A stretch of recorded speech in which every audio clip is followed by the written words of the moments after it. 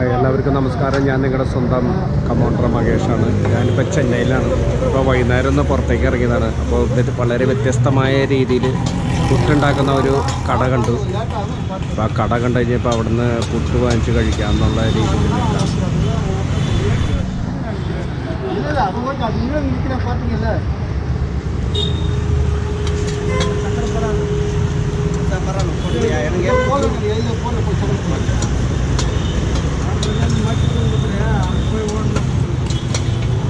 கவரில் தலைவர் மடிக்கட்டுக்கு தக்காளி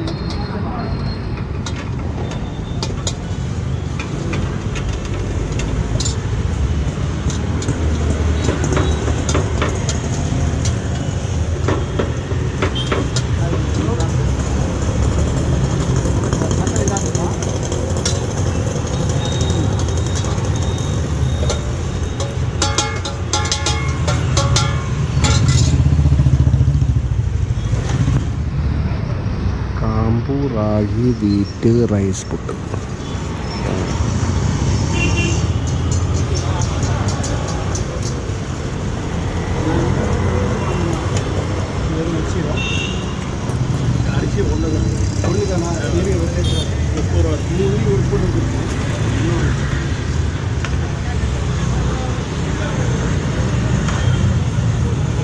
വീറ്റ് പുട്ട്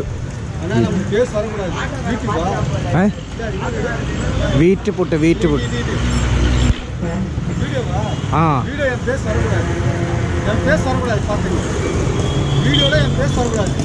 ഓക്കെ. പുള്ളിയുടെ വീഡിയോയിൽ പുള്ളിയുടെ ഫേസ് വരരുത്.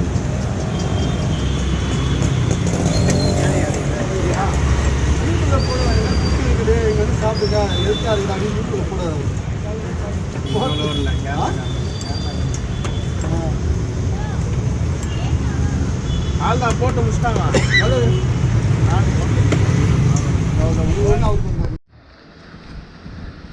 എല്ലാവർക്കും നമസ്കാരം. ഞാൻ നിങ്ങളുടെ സ്വന്തം കമോണ്ടർ മകേഷാണ്. ഇപ്പോൾ സമയം ഒരു 5 മണിയാണ്. ഞാൻ റൂം വെക്കറ്റ് ചെയ്ത് നേരെ ചെന്നൈ സെൻട്രൽ റെയിൽവേ സ്റ്റേഷനിലേക്ക് നടക്കുകയാണ്. ഏകദേശം ഒരു 3 കിലോമീറ്റർ ദൂരമുണ്ട് നടന്നു പോകാൻ. എനിക്ക് തന്നെ ഈ സമയത്ത് ബസ് സർവീസൊന്നും ആരംഭിച്ചിട്ടില്ല എന്നൊന്നും. മൊത്തത്തിൽ ആൾക്കാരൊക്കെ എനിക്ക് വരുന്നുള്ളൂ.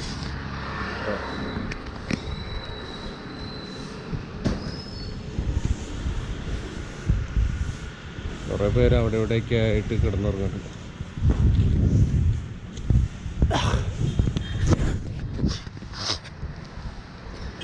ആകെ ആൾക്കാരൊക്കെ എനിക്ക് വരണുള്ളൂ. ഈ സൈഡിലുള്ള ആൾക്കാരൊക്കെ സൈഡിൽ തട്ടുകടയുടെ ഫ്രണ്ടിലും അതേപോലെ തന്നെ കടകളുടെ വരാന്തയിലൊക്കെ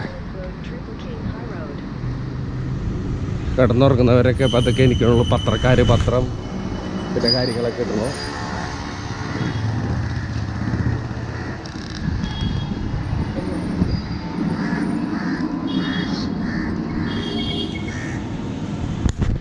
ആകെ വഴിയിലുള്ളത് പശുക്കളും പട്ടികളാണ് ഏറ്റവും കൊടുത്തിട്ടുള്ളത്.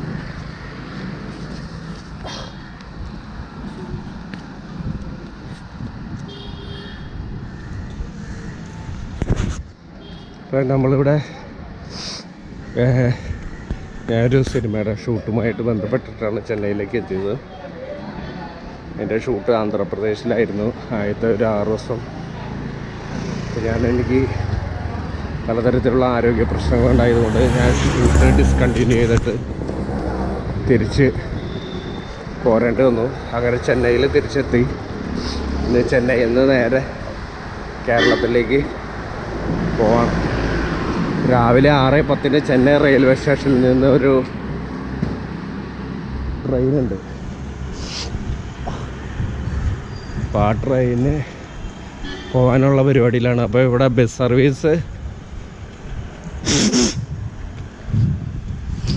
സർവീസ് ആരംഭിച്ചിട്ടില്ല. അപ്പോൾ നമ്മളിനി വേറെ ഓട്ടോറിക്ഷ അല്ലെങ്കിൽ ടാക്സി വിളിച്ചിട്ടുണ്ടെങ്കിൽ നമ്മൾ ഈ രാവിലെ ആയ സമയമായിട്ടുണ്ട്. പിന്നെ നമ്മൾ മലയാളികളായതുകൊണ്ട് തന്നെ ഒരു ഭയങ്കര റേറ്റൊക്കെ ചോദിക്കും. അതുകൊണ്ട് തന്നെ 3 കിലോമീറ്റർ ദൂരമുള്ളൂ. നടന്നു പോകാനുള്ള തീരുമാനത്തിൽ പോയിക്കൊണ്ടിരിക്കുകയാണ്. ബസ് സ്റ്റോപ്പിലൊക്കെ ആൾക്കാരുണ്ട്. ഇനി ബസ് ഉണ്ടാവുമോ എന്നുള്ളത് അറിയില്ല.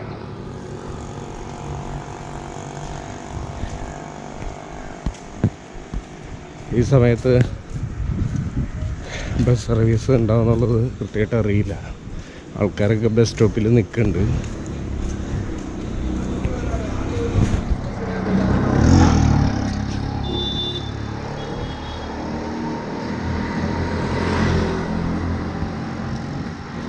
പട്ടികൾ ഉണ്ടോ?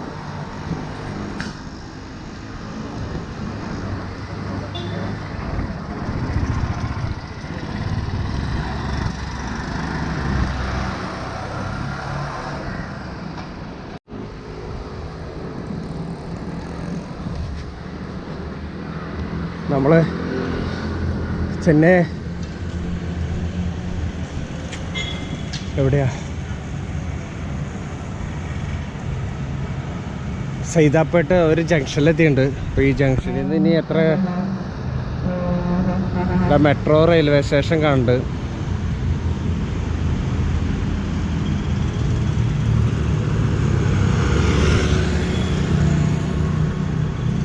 ഇനി 1.8 കിലോമീറ്ററാണ്, 22 മിനിറ്റ് ദൂരമാണ് കാണിക്കണം റെയിൽവേ സ്റ്റേഷനിലേക്ക്. മെട്രോയ്ക്ക് കയറിയാലൊന്നും ആലോചിക്കണ്ട, പക്ഷേ ഈ സമയത്ത് മെട്രോ ഉണ്ടാവുമെന്നുള്ളത് അറിയില്ല. മെട്രോ സർവീസ് ഈ സമയത്ത് ആരംഭിക്കുന്നോ എന്നറിയില്ല.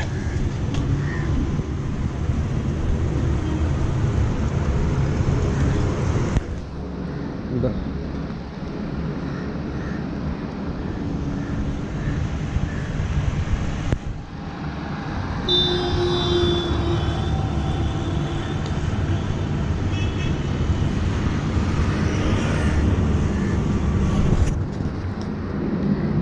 ആരെയും കാണുന്നില്ല. ഇതൊക്കെ മെട്രോ റെയിൽവേ സ്റ്റേഷൻ്റെ എൻട്രൻസ് ആണ്.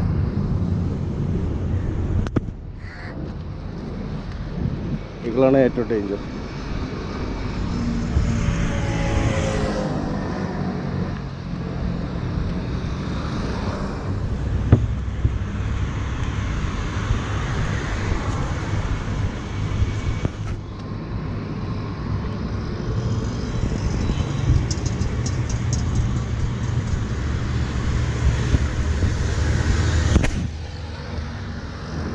മൾട്ടിപ്പിൾ സൂപ്പർ സ്പെഷ്യാലിറ്റി ഹോസ്പിറ്റലാണ്.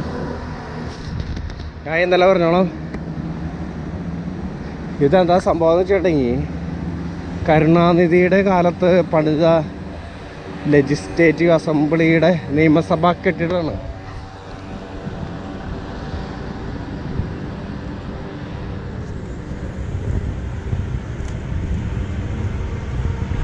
കേട്ടോ,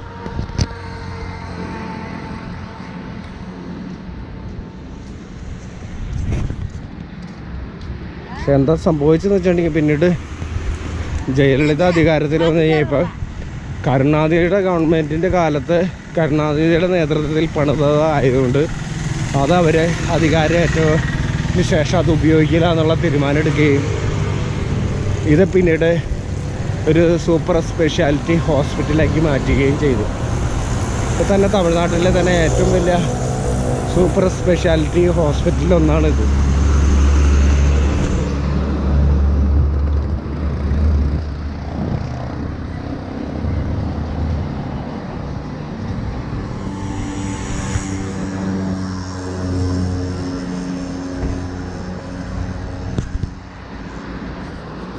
ഹിന്ദു പത്രത്തിൻ്റെ ഓഫീസായിട്ടാണ് കാണുന്നത്.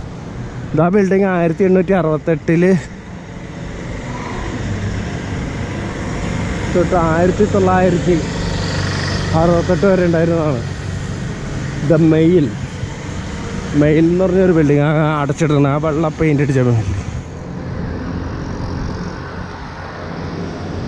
എന്താണെന്ന് അറിയില്ല. മെട്രോ റെയിൽവേ സ്റ്റേഷൻ്റെ എൻട്രൻസ് ആണ്. അപ്പോൾ നമ്മൾ മെട്രോയുടെ ടിക്കറ്റൊക്കെ എടുത്ത് കയറി വരുമ്പോഴേക്ക് ഇതിനേക്കാളും കൂടുതൽ സമയം എടുക്കാൻ സാധ്യതയുണ്ട്.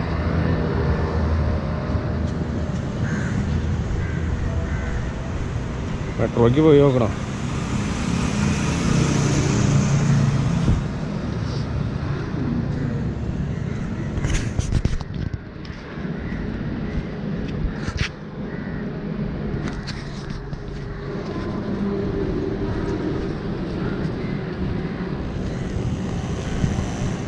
റെയിൽവേ സ്റ്റേഷൻ പണി. ഇന്നലെ നമ്മൾ ബസ് കയറി ഇവിടുന്ന്.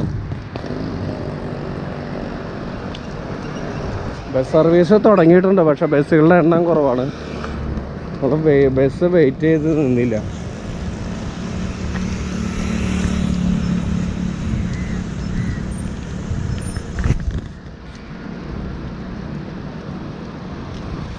അത് നടക്കാനുള്ള തീരുമാനം എടുത്തു.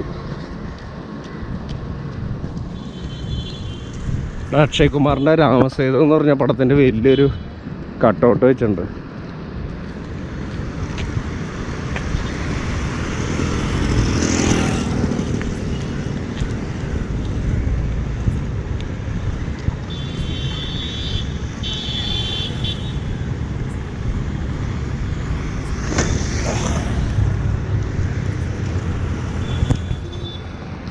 ശരിക്കും ചെന്നൈയിൽ മുഴുവൻ ജയലളിതയുടെയും അതേപോലെ തന്നെ കരുണാനിധിയുടെയും MGRൻ്റെയും സ്റ്റാച്ചുകളാണ്.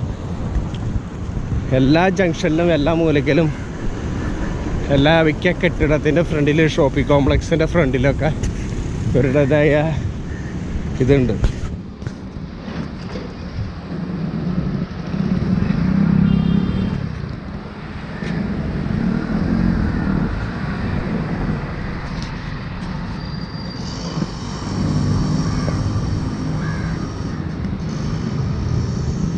സത്യത്തിൽ നടക്കാന്നുള്ള തീരുമാനം ഇപ്പം വേണ്ടായിരുന്നു തോന്നുന്നുണ്ട്. കാരണം നടന്ന് ഊപ്പാട്ടളിക്ക് ഡമോ.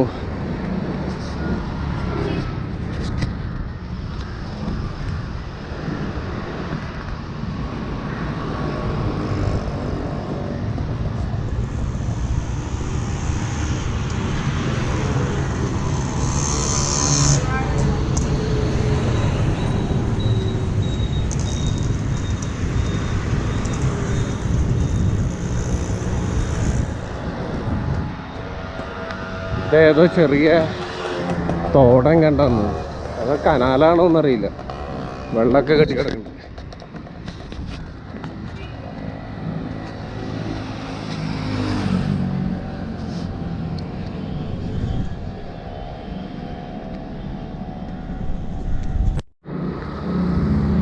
ആയിരത്തി 1884 പണി കഴിപ്പിച്ച പള്ളിയാണ് ഈ കാണുന്നത്. ആ പള്ളിയുടെ സിമിത്തേരിയാണ് അപ്പുറത്തെ കാട് പിടിച്ച് കിടക്കണേ. ഏതാ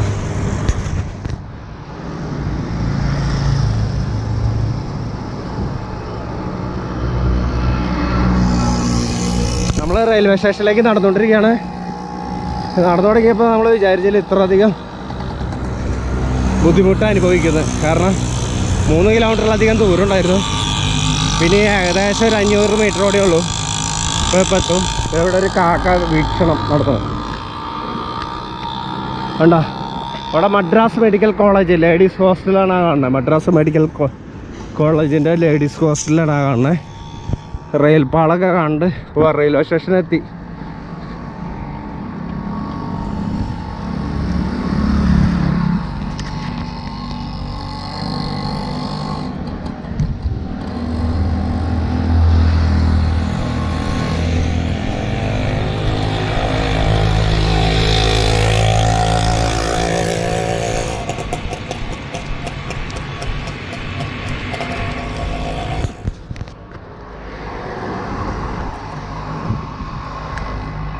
ഇവിടെ ഒരു പുള്ളി കസാരയായിട്ട് ഇരിക്കേണ്ടത്. എവിടെ നിന്ന് കസാര കിട്ടിയെന്നോ എന്താ പുള്ളിയുടെ പരിപാടിയെന്നോ അറിയില്ല.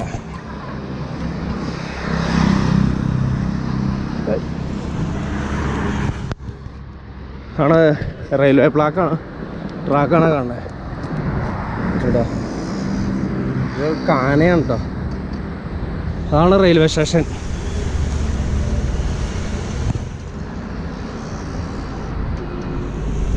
ഇത് ഞാൻ പറഞ്ഞ government Rajiv Gandhi government medical കോളേജിൽ. അതാണ് റൈറ്റ് സൈഡിൽ കാണുന്നത്.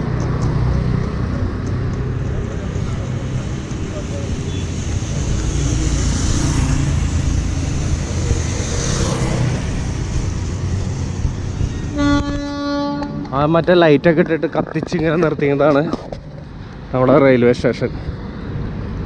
പണ്ട് ബ്രിട്ടീഷുകാരുടെ കാലത്ത് പണിത റെയിൽവേ സ്റ്റേഷൻ ആയതുകൊണ്ടായിരിക്കാം അതിന് ഒരു വേറെ രീതിയിലുള്ള ഒരു കൺസ്ട്രക്ഷനാണ്. നല്ല രസമുണ്ട് അത് കാണാനായിട്ട്. പിന്നെ അതിൽ ലൈറ്റൊക്കെ ഇട്ടിട്ട് നല്ല ഭംഗിയിലാണ് അവർ ചെയ്തത്.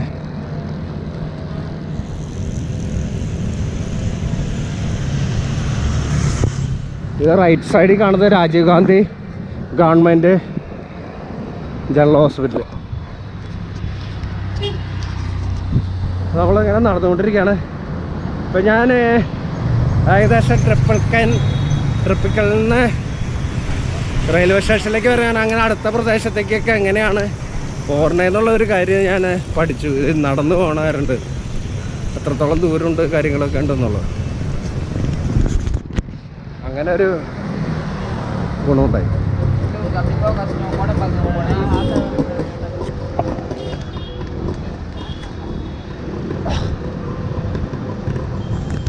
Railway station എത്തിട്ടോ. ഈ റോഡ് ക്രോസ് ചെയ്ത് കിടന്നത്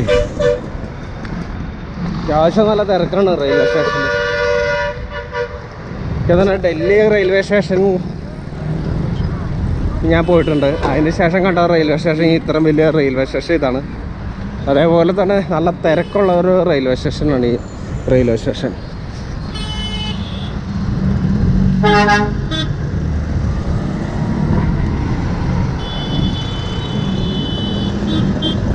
വണ്ടികൾ ഇഷ്ടമായിരിക്കുക.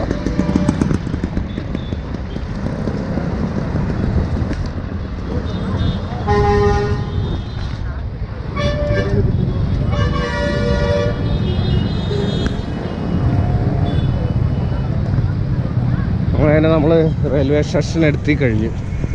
അതാണ് റെയിൽവേ സ്റ്റേഷൻ. അതാണ് ദേശീയ പതാക.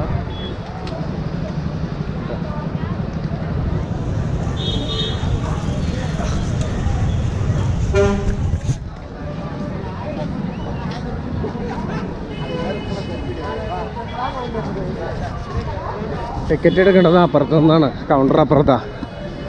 അന്ന് കുറേ ഓടിയതാണ് ടിക്കറ്റ് എടുക്കാൻ വേണ്ടി.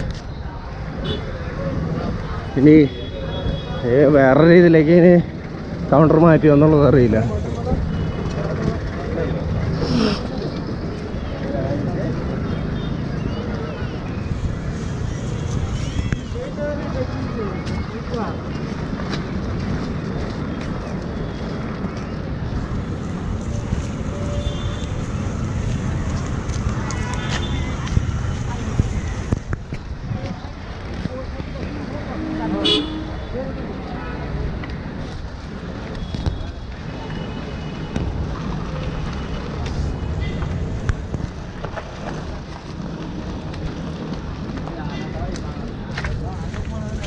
ഒരുപാട് പേര് റെയിൽവേ സ്റ്റേഷനിൽ കടന്നുറങ്ങുന്നുണ്ട് കേട്ടോ.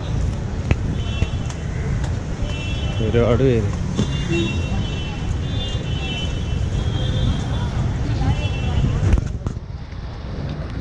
അഞ്ച് 40 ഇവിടെ ബോർഡിൽ സമയം കാണിക്കുന്നുണ്ട്.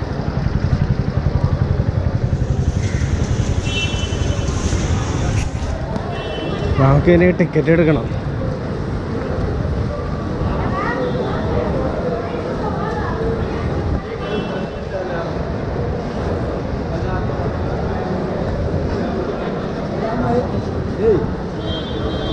അഞ്ച് 49.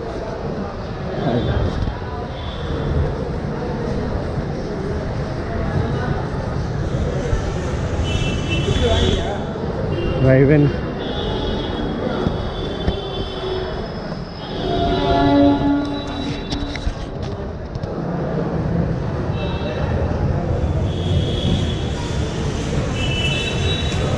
നീണ്ട ക്യൂവാ.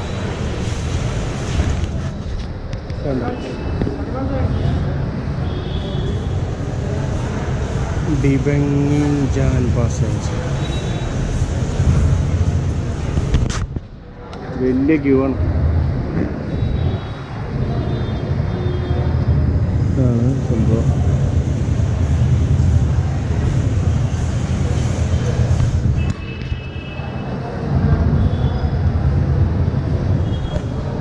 വലിയ ക്യൂ ഉണ്ട്.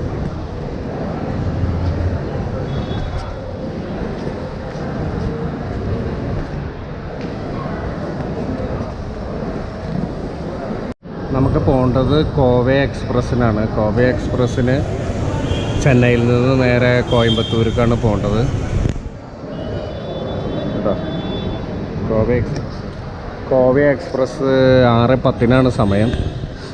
അപ്പോൾ പ്ലാറ്റ്ഫോം നമ്പർ 11 ഇവിടെ കാണിക്കുന്നുണ്ടോ? ആ റെയിൽവേ ടൈം ടേബിളിൻ്റെ ഈ സ്ക്രീനിൽ 6:10 പ്ലാറ്റ്ഫോം നമ്പർ 11 കാണിക്കുന്നുണ്ട്. അത്യാവശ്യം നല്ല തിരക്കുണ്ട്.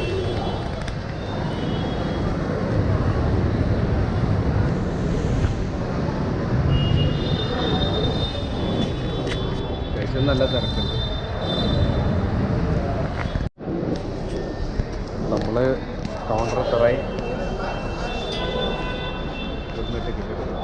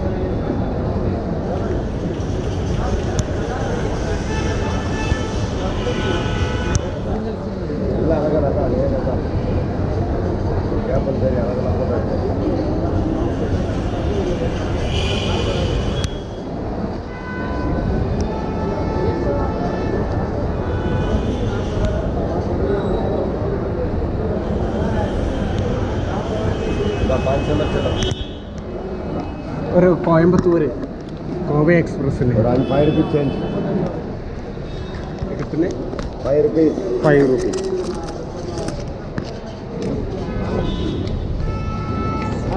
कितना ट्रेन में रहता? 6-10 गाड़ी, सुपर फास्ट गाड़ी. 6-10 कितना आदमी? ടിക്കറ്റ് എടുത്തു. ജനറൽ ടിക്കറ്റാണ് കിട്ടിയത്. അത് 300.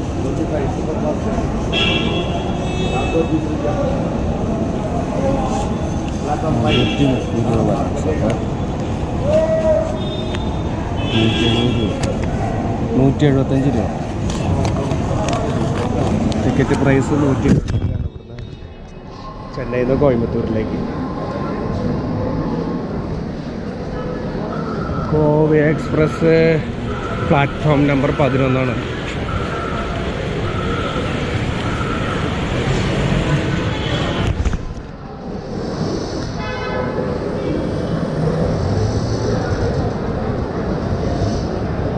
അഞ്ച് 49 പ്ലാറ്റ്ഫോം നമ്പർ 16, 15, 14, 12, 13. ഇവിടെ 12, 13 ഒക്കെയാണ്. 11. ആ അങ്ങേ താങ്ക് യു. പ്ലാറ്റ്ഫോം നമ്പർ 11 അപ്പുറത്താണ് ഒരു ചേട്ടൻ പറഞ്ഞത്. അത്യാവശ്യം നല്ല തിരക്കുണ്ട്.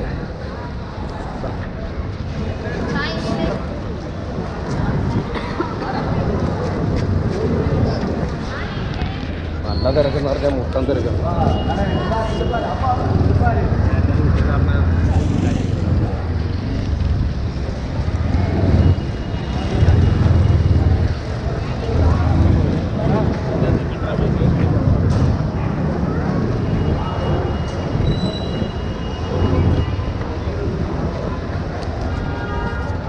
Gate number 6.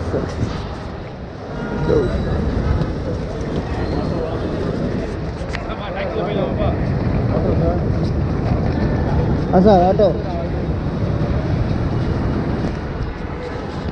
5:51. കഴിഞ്ഞ പ്രാവശ്യം ചെന്നൈയിൽ നിന്ന് നേരെ അങ്കമാലിയിലേക്ക് പോയി കഴിഞ്ഞപ്പോൾ അവസാന നിമിഷം ഓടി 6:05 ആ സമയത്ത് എങ്ങോട്ട്. ഇതിപ്പോൾ അതിനേക്കാളും നേരത്തെ എത്തിയ ഒരു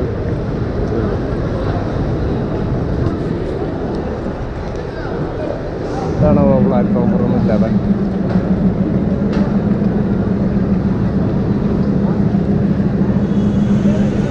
ആയിരിക്കും.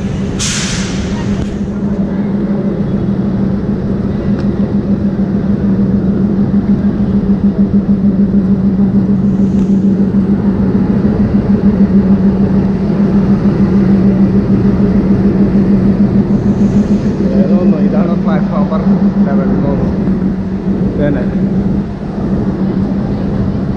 അണ്ണാ ഇത് കോവ എക്സ്പ്രസ്. ഓക്കെ.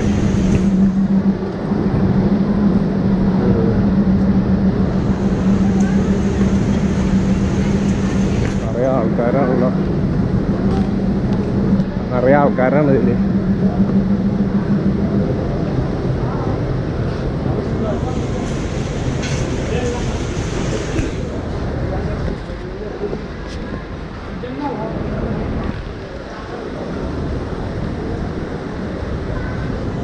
ഇടിവെട്ട് തിരക്ക. ഇവിടെ ജനറൽ ബോഗി കാണുന്നുണ്ട്.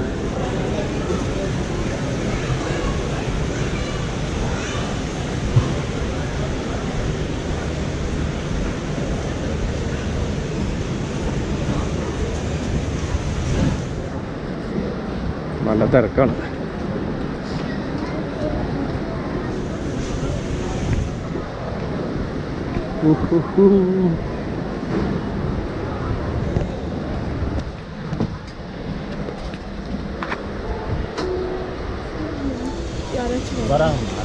ஆள் இருக்கா?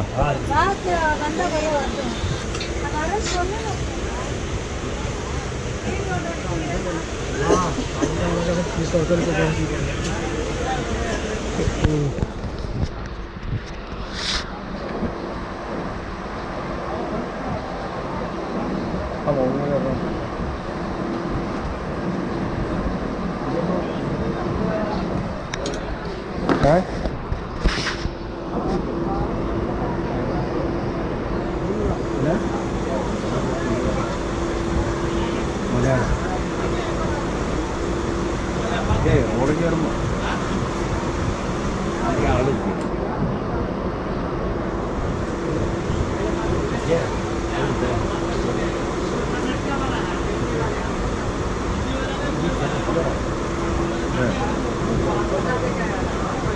Okay.